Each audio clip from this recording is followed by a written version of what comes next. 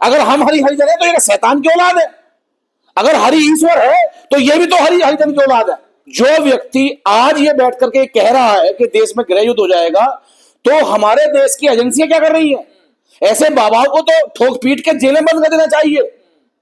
इन बाबाओं को सुरक्षा देने के बजाय इन्हें जेल में रखना चाहिए। ये तो जानबूझ करके समाज को तोड़ने की बात कर रहे हैं। अगर आरक्षण से किसी को आपत्ति है तो वो आए हमारे साथ, गटर में काम करे, जूते सिले, नाई का काम करे, भैंस पाले, गोबर उठाए। ये तो पूरे शूद्र समाज को कहा गया है। 1992 में मेरे ओबीसी भाइयों को आरक्षण मिला, अभी तो सही से चल भी नहीं पाए, तो दलितों पे निशाना करके तो ओबीसी को टारगेट कर रहे हैं। और उसके बाद में आरक्षण मात्र 22.5% और 27%, मतलब 50% भी आरक्षण नहीं है। और जिनकी ये बात कर रहे हैं वो तो सदियों से मलाई मार रहे हैं।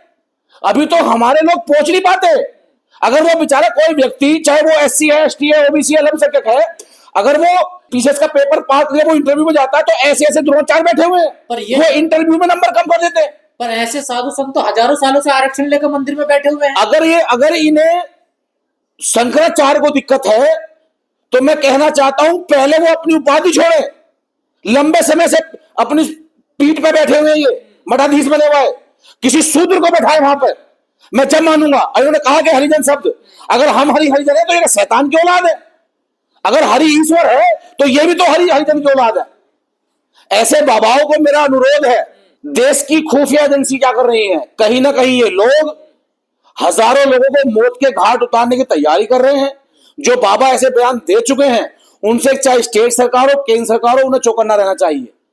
अगर ये बयान किसी और ने दिया होता, चाहे वो कोई मुस्लिम भाई होता, कोई ओबीसी भाई होता, कोई दलित भाई होता, तो अब तक उस व्यक्ति को एनएसए के तहत, देशद्रोह के तहत जेल में डाल दिया गया होता, उसकी संपत्ति पर बुलडोजर चल गया होता, उसके फार्म हाउस सील कर दिए जाते। और इन बाबाओं को टीवी में बैठा करके जातिवाद घुलने काम किया जा रहा है।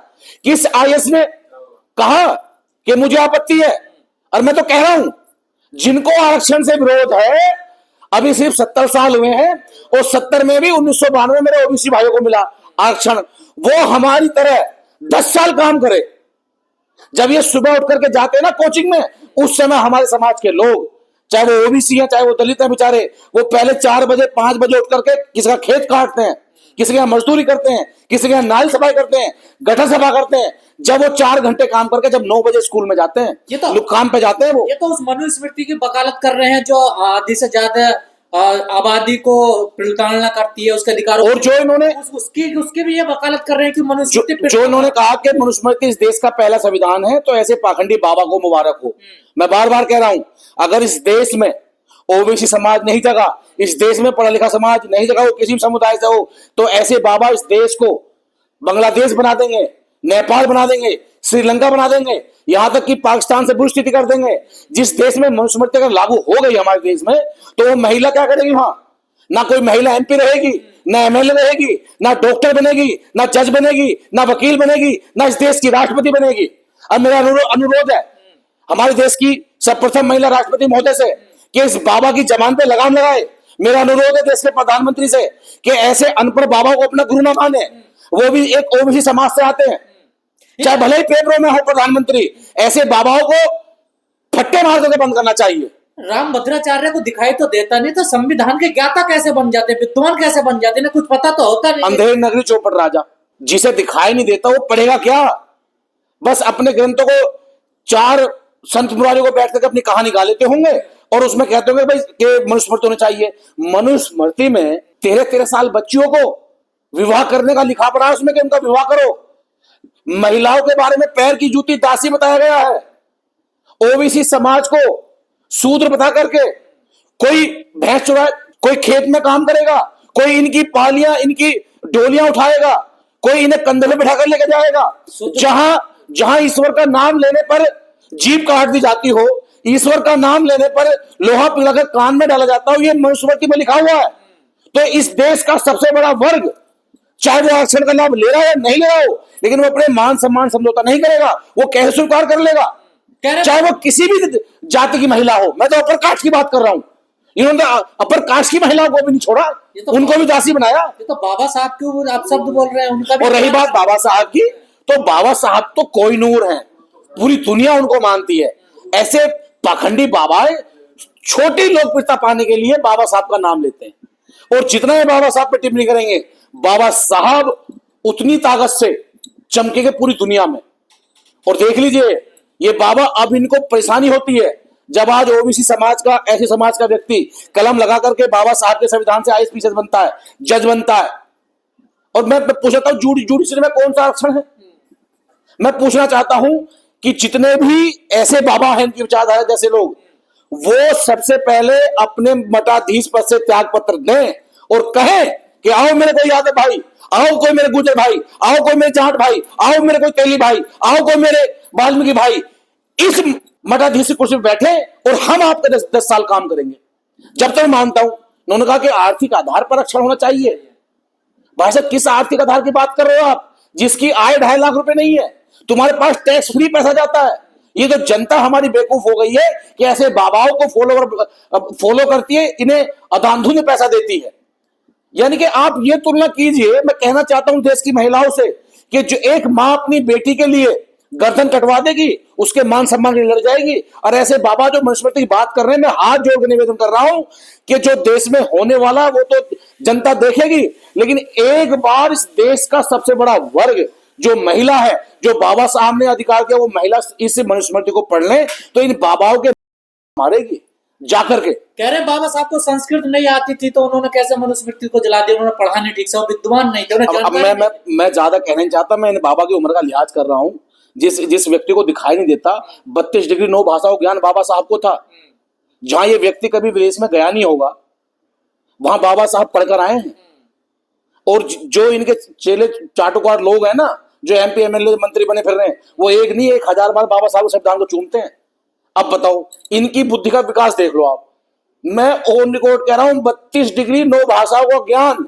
और बाबा साहब इंग्लिश में लिखते थे, इंग्लिश में बोलते थे, संस्कृत में लिखते थे, संस्कृत में बोलते थे। कई किताबें बाबा साहब की संस्कृत में लिखी हुई हैं, जाकर के बुक डिपो देख लो। अब बताओ, आप क्या इनकी तुलना करोगे? तो ये देश तो इन बाबाओं के चक्कर में बर्बाद कर दिया गया। जो लोग, मैं फिर कहना चाह रहा हूं, जो धर्म की आड़ में ऐसे बाबाओं को पास जा रहे हैं, ये बाबा उनको गुमराह कर रहे हैं। इन बाबा से बचना चाहिए, संविधान को पढ़ना चाहिए, अपने संविधान के मुताबिक डॉक्टर, इंजीनियर, वकील बनना चाहिए। इस देश को आगे बढ़ाने के लिए परम पूज्य बाबा साहब का योगदान है। इस देश में आजाद कराने के लिए हजारों लाखों महापुरुषों का योगदान है। देश में सोल्जरों का योगदान है, राजगुरु सुखदेव, भगत सिंह, चंद्रशेखर आजाद और तमाम ऐसे बहुत सारे लोग हैं जिन्होंने अपना योगदान दिया, उनको नमन करना चाहिए। इन बाबाओं से बचो। जब जब ये बाबा इस देश पे हावी हुए, जब जब इस देश की जनता का नुकसान हुआ, ये मैं नहीं कह रहा हूं, ये मनुस्मृति कह रही है। जाकर पढ़ें, देखें और इन बाबाओं से बचें। और मैं फिर कह रहा हूं, अगर ये देश में गृह युद्ध की स्थिति कह रहे हैं तो ये बाबा ही पिटेंगे। कह रहे हैं मैं बहन जी मायावती को नहीं मानता हूं क्योंकि वो मनुवाद का विरोध करती है। ये अकेला बाबा बहन जी को क्यों ना मानेगा? हमें क्या जरूरत है माने ना माने? बहन जी को मानने वाले करोड़ों लोग हैं, फॉलोवर हैं। कह रहे हैं मनुवाद का विरोध करती है। हाँ, तो बहन जी करती है, हम भी कर रहे हैं। इस बाबा से हमारे क्या मतलब? और इसके ना मानने से क्या होता है? उस देश की आयरन लेडी है, इस देश की तीसरे नंबर की पार्टी है, वो इस स्टेट की 4 बार मुख्यमंत्री रह गई। ये अकेला आदमी गमछा से बांध घूमता रहता, कौन पूछ रहा है इसे? तो बहन जी को मानने वाले तो करोड़ों लोग हैं, इस आदमी से क्या फर्क पड़ता है माने ना माने? मनुस्मृति से इतनी मोहब्बत क्यों है इन लोगों को? मनुस्मृति से मोहब्बत इसलिए है, मनुस्मृति में एक जाति विशेष को अधिकार दिया गया है, और खास करके पुरुषों को, महिलाओं को नहीं। मैं बार बार कह रहा हूं, मैं आपके चैनल के माध्यम से कह रहा हूं कि अपर कास्ट की महिलाओं को भी इन लोगों ने अपने पैर की जूती, इस्तेमाल का वस्त्र, दासी बना के रखा है। चाहे वो मेरे ठाकुर समाज की बहन हो, चाहे वो ब्राह्मण समाज की बहन हो, चाहे वो वैश्य बने समाज की बहन हो, उनको भी पढ़ने लिखने का अधिकार नहीं है मनुस्मृति में। उनको भी अधिकार नहीं है कि वो पढ़ लिख करके डॉक्टर, इंजीनियर, वकील, प्रोफेसर बन जाए। तो इन्हें इसलिए दिक्कत होती है।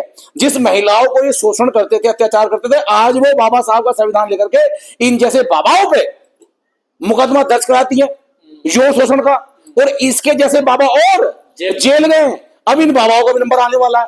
ये तो बस थोड़ा सा ये है कि जो सरकार की स्थिति है, वो सरकार किसी एक जाति को बढ़ावा दे करके इस देश में धर्म की स्थापना करना चाहती है, और वो धर्म जो मनुस्मृति को टच करता है। जो देश को बांटने की बात करते हो, देश में रहने वाले समाज को बांटने की बात करते हो, वो इस देश का जगत गुरु कैसे हो सकता है? आपने बांग्लादेश का हाल देखा, आपने श्रीलंका का हाल देखा, आपने नेपाल का हाल देखा,